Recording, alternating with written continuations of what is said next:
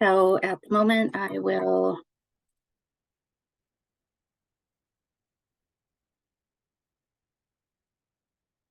start with some of the settings that I showed you at the beginning. And most of you should have these set now, but if ever you're looking for them again, it's under Edit Options.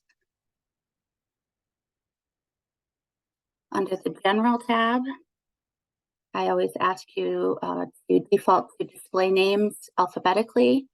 You can play around with these settings.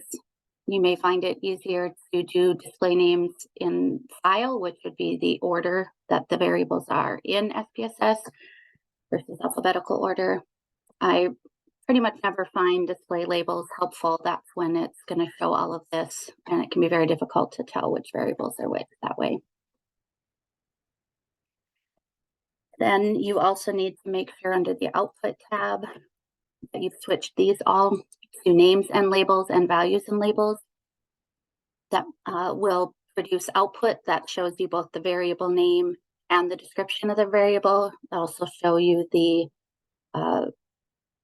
value of a response in SPSS and a description on whatever label that you've given that value. And that can save a lot of time and frustration trying to figure out what's what. And one additional setting that is very important is under the Viewer tab. Tiny little box down here, display commands and the log, but this is what shows the syntax for what you've done, and this is very helpful. It will remind you whether you've put a weight on correctly, that you have your weight on. You can, well, I'll show you, but you also know from down here that the weight is on. Remind you what filter you might have set to.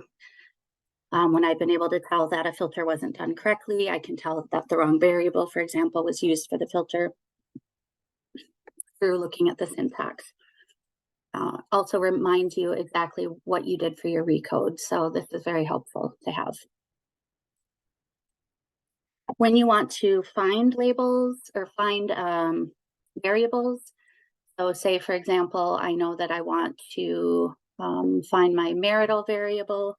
Here I can do Control F, and I can search by the term marital, and it bumped me right here down to variable 556, which is the sample adult's current marital status.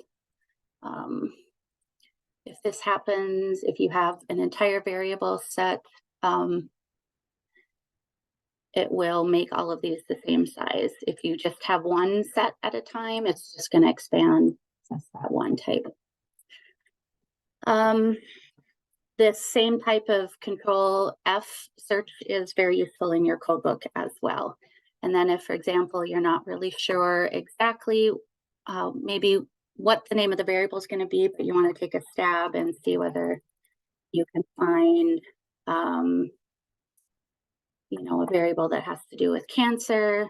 You can search key terms. You've got to keep them pretty broad and pretty obvious, but that brought me to CANEV, which I would not have found just using the key term cancer, but it is in the label.